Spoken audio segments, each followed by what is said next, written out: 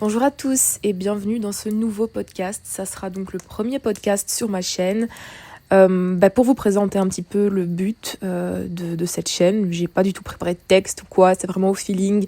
Mais en gros, je suis passionnée par le développement personnel, par les problématiques de santé mentale, le bien-être, etc. Puisque moi-même j'ai traversé des périodes sombres et j'ai réussi à m'en sortir. Donc effectivement, j'ai envie en fait d'aider les autres, de partager des choses, des bonnes ondes, des astuces, des outils peut-être qui pourraient vous aider, ou simplement mes pensées. Peut-être qu'un jour, elles atterriront dans l'oreille d'une personne qui en avait besoin, qui avait besoin de les entendre. Et donc voilà, c'est pourquoi j'ai créé cette chaîne, ce podcast Essence de Soi. Alors avant toute chose, j'aimerais peut-être vous souhaiter une bonne année 2025. On est quand même début janvier, c'est un petit peu une période festive, mais compliquée je dirais, puisque les fêtes viennent de se passer et il y a comme un espèce de calme. En tout cas, moi, c'est ce que j'ai observé. Enfin, le 1er janvier, je me baladais dans les rues et je voyais vraiment qu'il faisait super calme. Toutes les fenêtres étaient fermées. On avait l'impression d'avoir vécu l'apocalypse la veille. Et en fait, je me suis rendu compte que cette atmosphère, c'était assez pesant. C'était assez pesant, en fait. Toute la pression qu'on se met par rapport au nouvel an, par rapport aux nouvelles résolutions. Et c'est un petit peu le thème que j'aimerais aborder aujourd'hui, parce que je trouve que c'est méga intéressant et ça permettrait peut-être de déculpabiliser certaines personnes. En tout cas, c'est vraiment le but, parce que moi, penser comme ça m'a vraiment aidée. Et j'ai juste envie de partager des bonnes choses avec vous et de vous aider aussi. En fait, il y a quelque chose que j'aimerais faire comprendre, c'est que si on observe la nature, en fait, on voit bien que passer du 31 décembre au 1er janvier, ne serait-ce qu'au niveau météorologique, il n'y a pas grand-chose comme changement. Le 31 décembre ou le 1er, il fait toujours aussi froid. La pluie n'a pas cessé de tomber. Enfin, voilà, il n'y a rien qui se passe réellement, en fait. Et du coup, j'ai entendu une vidéo d'une fille qui disait, justement, un TikTok d'une fille qui expliquait que en fait, si on écoute vraiment la nature, la nouvelle année, elle devrait plutôt se produire au printemps. Et en fait, ça make sense de fou parce que c'est vrai que le printemps, c'est un petit peu la saison où il y a une espèce de renaissance, les arbres commencent à refleurir, les fleurs à repousser, etc. Et de façon assez logique, en fait, c'est plutôt le printemps qui pourrait faire office de nouvelle année, je trouve. Et en fait, quand on regarde aussi les animaux, on se rend compte que ils sont en pleine période d'hibernation et comme je vous ai dit, qu'on soit en décembre ou en janvier, c'est pas pour autant que ça s'arrête. On est toujours en hiver, en fait. Même au niveau des saisons, il n'y a pas de changement de saison entre le 31 et le 1er. Donc rien que ça devrait un petit peu nous mettre la puce à l'oreille sur le fait que non, en fait. Enfin, je dis pas qu'en un coup, on va arrêter de fêter la nouvelle année. C'est pas ça que je veux dire. C'est vraiment dans le sens que vous allez vous fixer des objectifs, vous mettre des défis, vraiment prendre le 1er janvier comme une date de commencement, un nouveau début, etc. Mais en fait, la nature et tout ce qui vous entoure, et même du coup, ça a des répercussions sur votre corps en fait. Tout ça fera que vous n'allez peut-être pas réussir à vraiment les tenir, etc. Tout simplement parce que votre corps, en fait, il est encore en état d'hibernation. En fait, ce que je veux dire, c'est que le moment où on va vraiment se sentir un petit peu mieux, c'est quand le soleil va sortir un petit peu plus, quand les journées vont se rallonger. Et en fait, c'est à ce moment-là qu'on pourrait parler de nouveau départ. Tandis qu'en hiver, c'est encore assez difficile. Et c'est pour ça que c'est possible que vous ayez des difficultés toutes les autres années ou autres, où vous vous êtes fixé des objectifs, par exemple sportifs. Vous vous êtes dit, voilà, je vais aller au sport 3 fois par semaine. Vous les avez peut-être pas tenus, en fait. Mais en fait, je vous explique ici que c'est normal, puisque votre corps, il est encore en période de fatigue, un petit peu, comme je l'ai dit plus tôt, comme les animaux, en état d'hibernation. Enfin, c'est encore en fait on est encore en hiver et votre corps il est encore fatigué, votre mental il est encore fatigué, il est encore affaibli par l'hiver. En plus c'est un petit peu la période où il y a plein de virus qui circulent, la grippe, on a eu le Covid aussi. Donc c'est pas évident en fait, votre corps déjà mentalement, le fait qu'il y ait moins de lumière, qu'il fasse froid, c'est vraiment pas évident pour votre corps et pour votre mental en fait d'aller bien tout simplement. Du coup, venir se rajouter une pression de oui, il faut atteindre des objectifs, il faut s'en fixer, il faut commencer le 31, je bois et le 1er, j'arrête de boire pour toute l'année. Enfin, en fait, c'est pas possible de passer d'un extrême à un autre alors qu'il n'y a aucun réel changement dans notre environnement. Vous voyez ce que je veux dire ?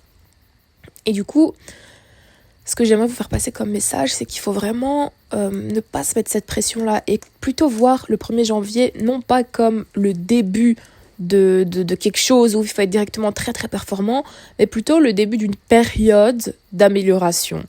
Donc puisque voilà, notre société est faite telle que le 31, on passe à la nouvelle année, on va pas pouvoir changer les codes, ok, c'est comme ça, pas de souci, mais juste vous mentalement, en fait laissez-vous 3 mois.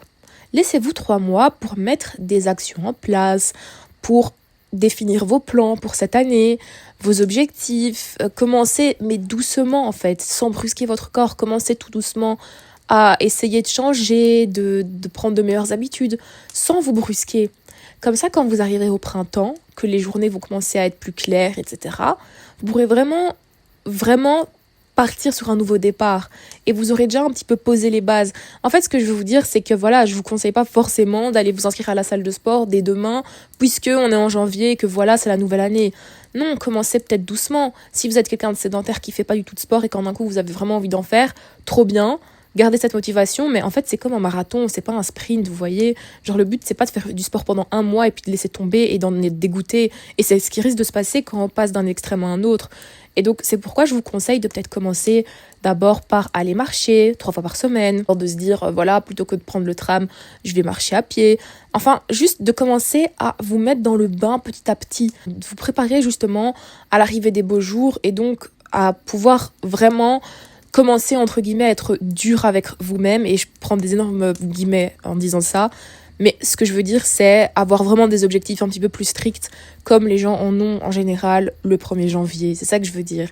Là pour l'instant on est en hiver, vous avez besoin de calme, votre corps n'a pas besoin d'être brusqué, et de toute façon vous n'arriverez pas à brusquer votre corps sans que ça devienne malsain. C'est ça que je veux dire. C'est que, admettons que vous voulez commencer un régime, la veille vous étiez en train de vous manger une grosse raclette, vous comptiez pas du tout ce que vous mangez, et là en un coup, sous prétexte qu'on a passé une nouvelle année, vous allez commencer à compter vos calories, à vouloir faire du sport en excès, etc. Mais ça n'a rien de sain.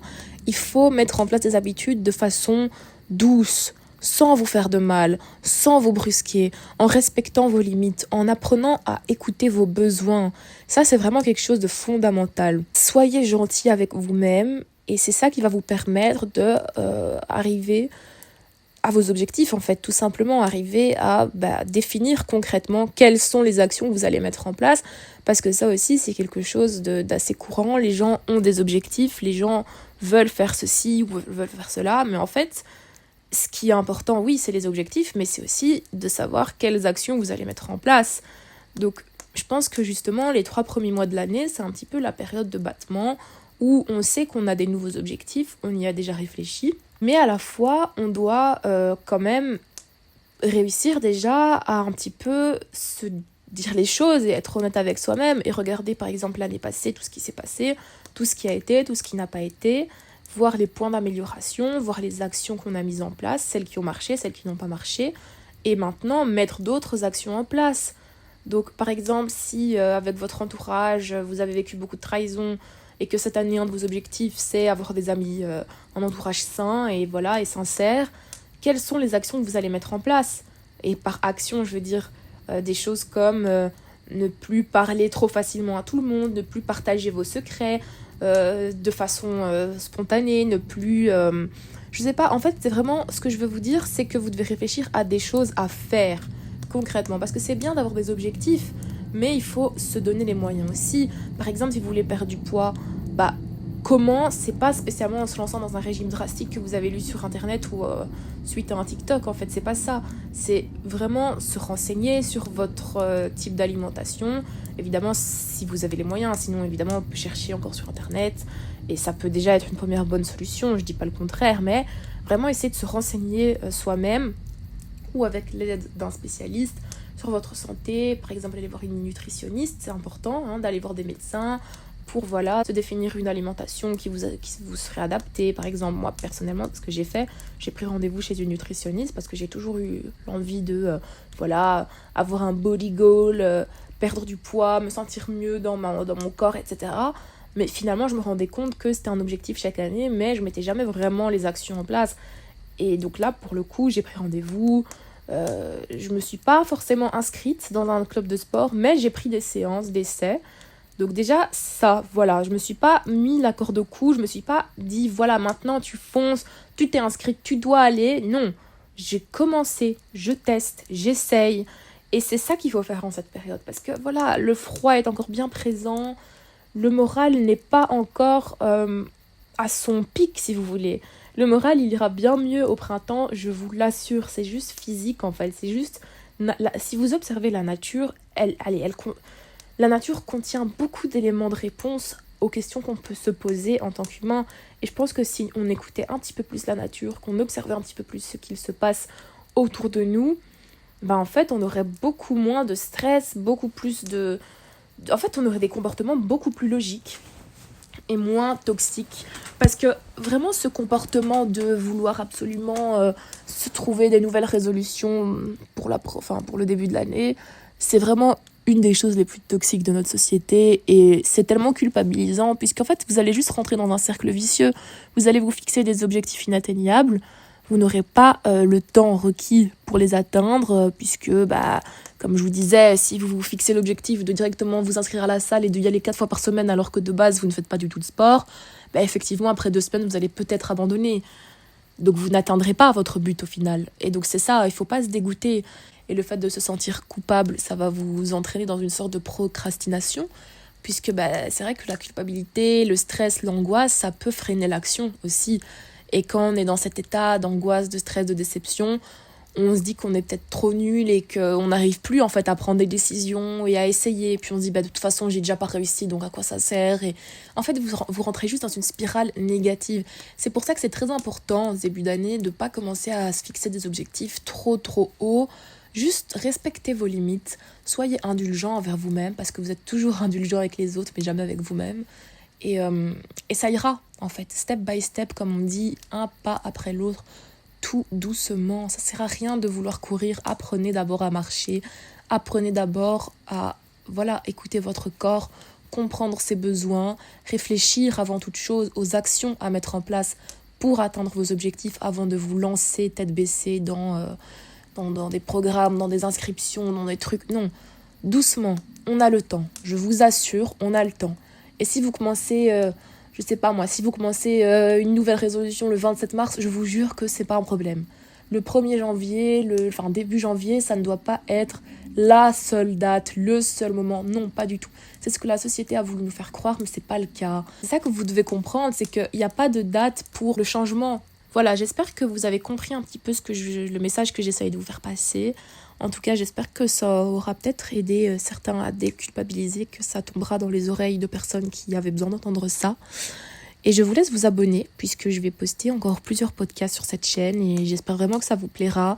Si vous avez des idées de thématiques, si vous avez des commentaires, n'hésitez pas à commenter, n'hésitez pas à liker, partager ce podcast à vos amis, personnes dont vous pensez qu'elles auraient peut-être besoin d'entendre ce discours.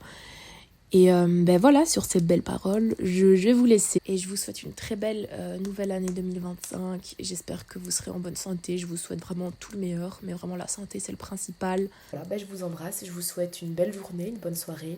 Et prenez bien soin de vous.